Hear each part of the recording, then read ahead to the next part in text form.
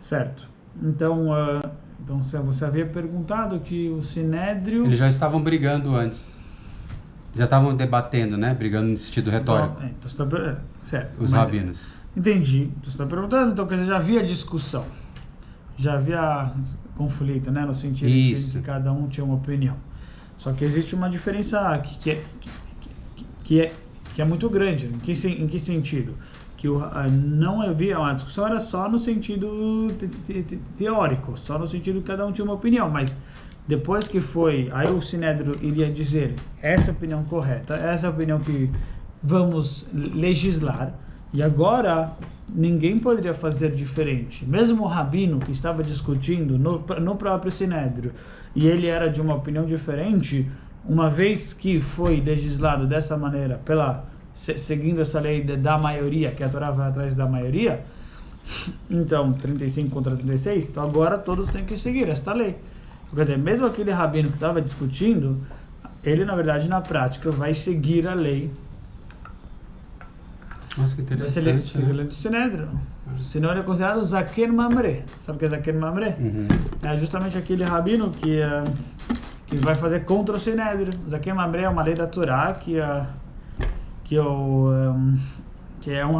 justamente um rabino que ele é sábio, entendedor, e o Sinédrio está falando para fazer uma coisa, ele legislou de uma maneira, ele entende de outra, está tudo perfeito, não tem problema. Ele pode ser até que na verdade na hora do Sinédrio ele estava lá discutindo, falando que ele achava o contrário. E agora que foi legislado não de acordo com a opinião dele, não de acordo com aquilo que ele, de acordo com o entendimento dele que ele estava tendo, então ele vai, não, vou seguir a minha opinião. Isso é proibido. Uma lei da Torá. E uma pessoa dessas, né, que é chamada mulher, qual é o castigo dele? Zaken Mamre, um ancião que ele se rebela. Nossa, que curioso, né? Nas nossas leis a gente tem uma parecida. A súmula vinculante. Decide, o tribunal mais alto decide, todos os outros são obrigados a fazer igual. Certo. Vincula, né? Sim. Por isso que chama súmula vinculante. Se eles decidem sobre uma coisa, então todos têm que fazer igual, julgar igual. Se não se julgar diferente, anula. Só que ele fala que o que ele o Meta show, aquele homem é morto. Quer dizer, esse homem tem pena de morte para esses aqui, tem pena de morte para esse rabino que faz contra a opinião daquilo que foi legislado pelo Sinédrio, pela maioria. É um versículo está em Devarim, em Deuteronômio, capítulo 17, versículo 11, exatamente essa lei. Você vai fazer, a gente está falando sobre esse caso, quando você tiver numa dúvida, não sei o que fazer, exatamente esse caso. Então, o que a gente acabou de falar aqui, que o versículo fala, quando está na dúvida, é muito bonito. Que pale mimcha davar la mishpat. Quando você tiver uma coisa que está fora do seu kipale, que está fora da sua conclusão, do seu entendimento, que você tem dúvida, não sabe se a kipale é uma coisa que você não consegue determinar, está na dúvida, isso ou aquilo, está além da sua compreensão para poder falar se sim ou se não, o que você tem que fazer? Aí fala entre sangue e sangue, né? Não sei se esse sangue é puro ou se esse sangue é impuro. No caso, o sangue de Nidá. Não sei se o sangue de Nidá é puro ou impuro. Não sei, aí depois, isso é entre sangue e sangue. Bendin ledin. Entre um julgamento ou outro julgamento. Né? Não sei se esse julgamento se essa pessoa ela tem que pagar, não tem que pagar. Ou entre nega e nega. Entre mancha e mancha. Não sei se essa mancha é uma mancha que impurifica a casa, que faz com que seja metsurá, que isso é a lei de lepra. Não sei se é uma mancha que faz com que tenha a lei de lepra no corpo da pessoa, na roupa, enfim, na casa. Então, até existe uma explicação, enfim, muito bonita, interessante até pelo Arizal, enfim, pelo Arizal com relação a esse versículo, né? Quando a pessoa não sabe, enfim, diferenciar por que aqui Deus ele castiga e numa outra situação Deus não castiga. Mas isso para uma próxima vez, enfim, é interessante essa explicação, até profunda. Mas o que tem que fazer? Você vai ir para os Kohanim e Levim, que são, enfim, os Kohanim e Levim, porque os Levim eles têm essa, não precisa ser Levi especificamente, mas eles foram designados, os Levim, os Kohanim, para dizer as alahot. a Yorucha, né? Ele fala Lehorot, os Levim irão tanto fazer o trabalho do Beit HaMikdash, assim como ensinar o povo judeu. Então, quer dizer, os Levim, então eles teriam sim esse objetivo de também ensinar as leis, de ensinar as leis para o povo judeu. E tanto é que quando a Torá nos fala que um Levi não pode ser um Cohen, enfim, não pode estar embriagado. Por quê? Tanto por causa que não pode trabalhar no Beit HaMikdash estando embriagado, e assim também não pode tomar algo externo para trabalhar no Beit HaMikdash, tem que ser do interno, não pode ser através do externo para trabalhar no Beit HaMikdash. Por isso não pode estar bêbado, enfim, embriagado, tomar álcool.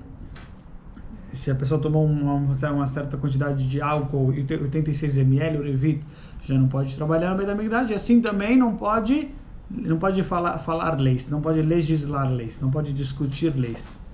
A Torá fala essa lei, enfim, a lei que para que eles não bebam, enfim, porque senão eles não podem trabalhar no Beit HaMikdash e não podem ensinar leis. E por isso, então, quer dizer, daqui a gente, enfim, então daqui a gente aprende, aqui a gente vê que eles têm como objetivo ensinar o povo judeu e não podem estar embriagados não podem estar embriagados no momento que eles estão ensinando o povo, legislando as leis. Então, aqui a Torá fala pra gente, você vai ir para os Kohanim e para o juiz, Bela Shofet, para o juiz que estiver naqueles dias, enfim, aceita o juiz que se encontra lá. Vedarashta vegidu lecha et dvar hamishpat. Vedarashta, você vai perguntar, Vedarashta, você vai perguntar para eles e eles irão falar aquilo que é.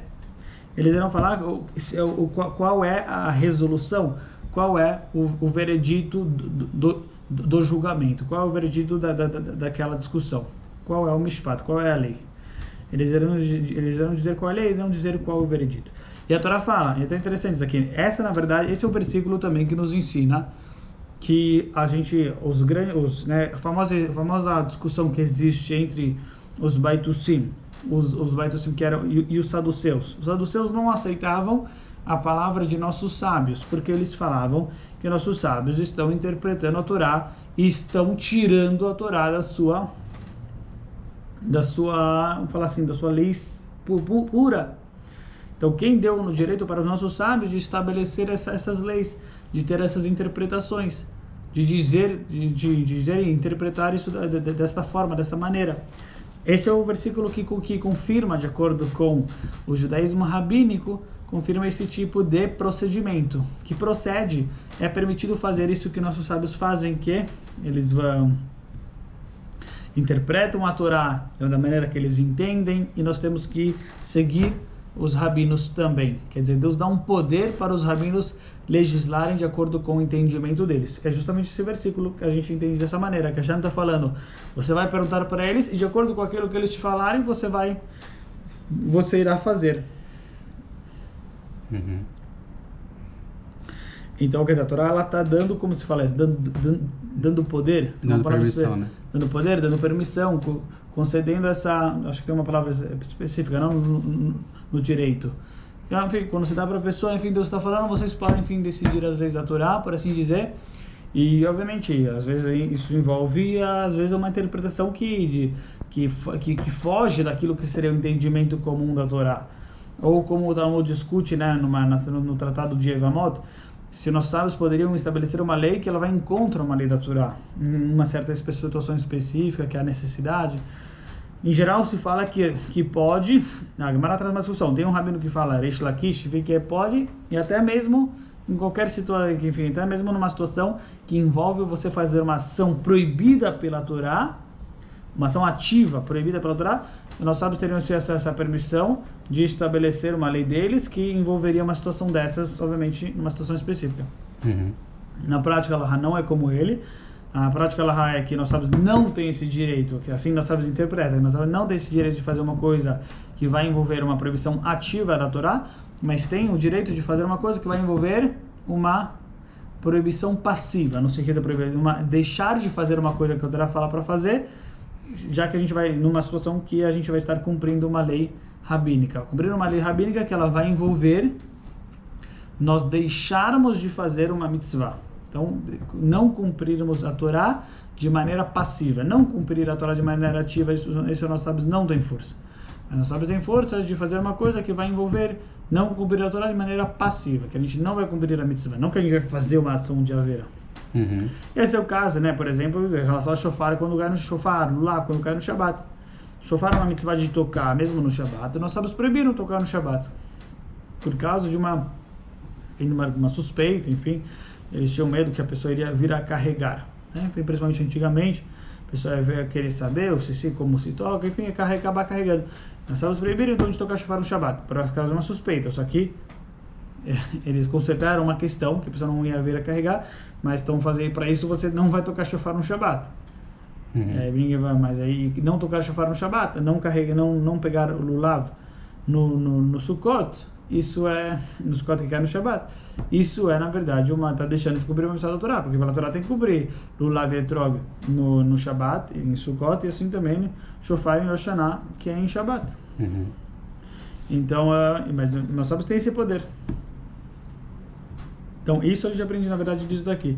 E, sem dúvida, todas as interpretações rabínicas, que às vezes são diferentes daquilo que elas interpretam de uma maneira que até às vezes faz, enfim, às vezes parece que foge daquilo que seria a interpretação comum. E os juízes também no Sinédrio, eles eram munidos de santidade, né? Sem dúvida, claro, sem dúvida, isso é todo sem. Tanto que por isso que eles pararam há 40 anos antes da destruição. Isso pode ser também, certo, tá bom. Não? É que eu tinha aprendido que sim. Já que diminuiu a santidade, você tá falando? Tá bom. Entendi. Perfeito. Acho que isso é perfeito.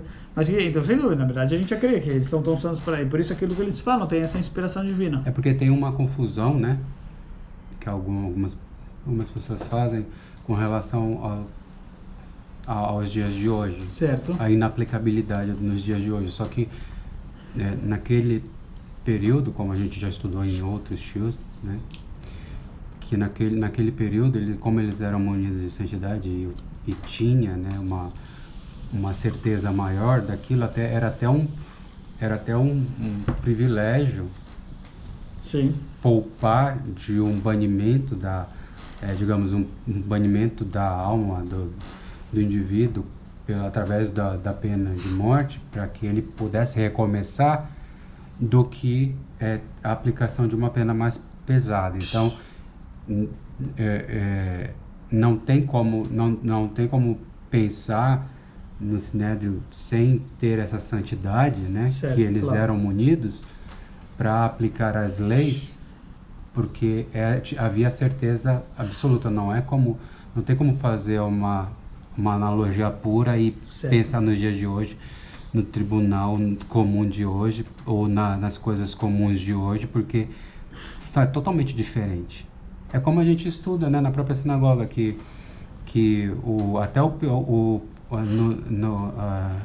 os nossos antepassados que deixaram o Egito, eles eram muito mais sábios, né, espiritualmente, do que a gente. E ainda assim, depois de ver os milagres no Êxodo, no próprio deserto, eles ficavam reclamando, né, com Moshe Rabbeinu, falando assim, cadê e tal, saímos de lá e agora a gente vai morrer de fome aqui. E ainda assim eles eram mais elevados do que a gente. Então isso mostra que não dá para comparar o antes com agora, né? Eu penso. Sim. Da mesma forma o Sinédrio, né? Então aquele tempo era um tempo diferente, porque sim. Né? Eles conseguiam ver as coisas de uma maneira distinta. Nisso eu aprendi, na verdade, eu lembrei agora com o Rabino Mendel Kaplan no Canadá. Ele, enquanto estava ensinando o livro das mitzvot, ele foi perguntado por alguém sobre os juízes, né? E aí ele explicou que não tem como fazer comparação com o dia de hoje. Uau! Muito bacana. Eu gosto bastante. Mas a gente chegou nisso porque a gente estava falando sobre a santidade deles, com certeza, que tem a ver com a santidade deles, o fato deles terem essa... E antes a gente estava falando da Mishnah, não estava? Aí aqui a gente concluiu a ideia, enfim, que a Torá está falando para a gente que tem que aquilo que eles vão fazer para você, aquilo que eles falarão, aquilo que eles dirão, você tem que fazer de acordo com eles, você não pode fazer contra. E aquele rabino, aquele sábio que fizer contra, Agora falou pra gente o que vai acontecer, que ele vai fazer de propósito, enfim, que ele vai fazer contra aquilo que os juízes estão falando, aquilo que saiu da casa de Deus, aquilo que o Kohen que está para servir ao Criador está dizendo, está falando aquilo que é, enfim, aqui o versículo traz até interessante, enfim, que é aquela pessoa que fizer propositalmente, não escutando ao Kohen que está lá servindo a Deus, ou o juiz, o Metaisha, aquele homem irá morrer, e você irá eliminar o mal de Israel, do povo judeu. E todos irão escutar, e ver e escutar, não, todos irão escutar e temer, me confundi, a palavra é iraú, né? Enfim, iru pode ser tanto ver quanto temer, mas tem uma diferença clara. Iru, enfim, aqui é iraú, enfim, vão temer e não irão fazer novamente isso, não irão fazer isso aqui, não farão novamente propositalmente isso daqui. Fazer contra, quer dizer, fazer contra o Sinédrio. É uma lei especial, enfim, dos aqui, enfim, essa é importante de seguir, de fazer aquilo que está sendo dito, senão, enfim. Então, quer dizer, por isso que eu quis falar que na verdade não é, por mais que ele pode discutir dentro do Sinédrio, mas uma vez que acabou, ele não vai ter discussão na prática no povo judeu, não vai ter rivo, não vai ter conflito no sentido, porque a opinião dele não vai ser aceita, vamos chamar assim. A Torá estabelece que é só uma lei que vai ser aceita. Então não está causando nenhum tipo de discussão prática. E aqui só voltando para aquilo que a gente estava falando, que a gente que começou falando, né, enfim, sobre a situação, a reza, né, enfim, a gente começou falando sobre a ideia de Korban, o Levíticos, que Levíticos é sacrifício para Deus, sacrifício para Hashem. E aí eu falei, qual é a ideia de sacrifício para Hashem? Qual é a importância desse livro de Levíticos, que representa o serviço ao Criador, a Hashem, através da pessoa se afastar do mundano, se afastar, no caso, do seu intelecto, se afastar da sua matéria.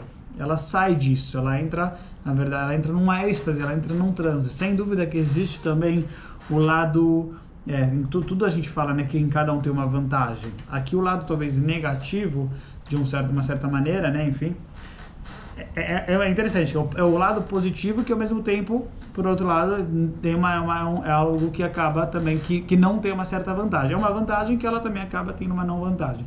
Que é justamente ao você sair da matéria, que é algo muito elevado, muito especial, mas não tem a vantagem de estar conectado com a matéria. Na Hassidut a gente fala bastante, né? Enfim, quem nasceu no berço de Rabad, toda criança, por assim dizer, criança de Rabad, já desde o berço já sabe a ideia de você estar conectado com a natureza e trazer Deus para dentro da natureza.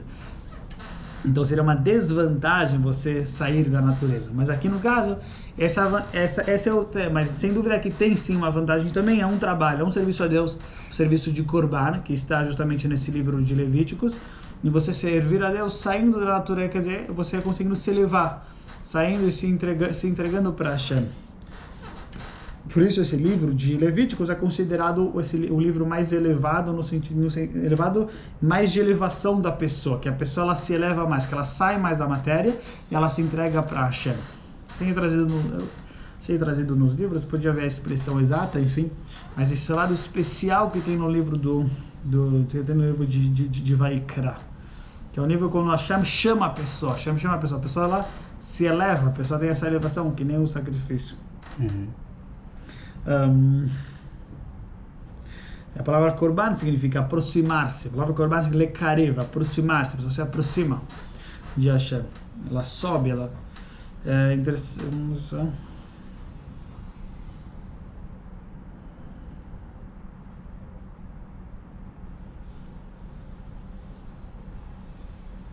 Certo.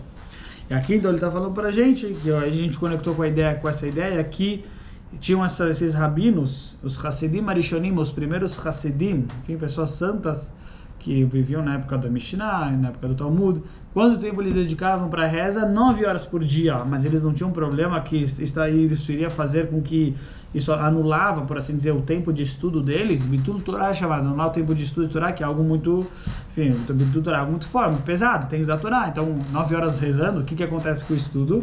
Fala pra gente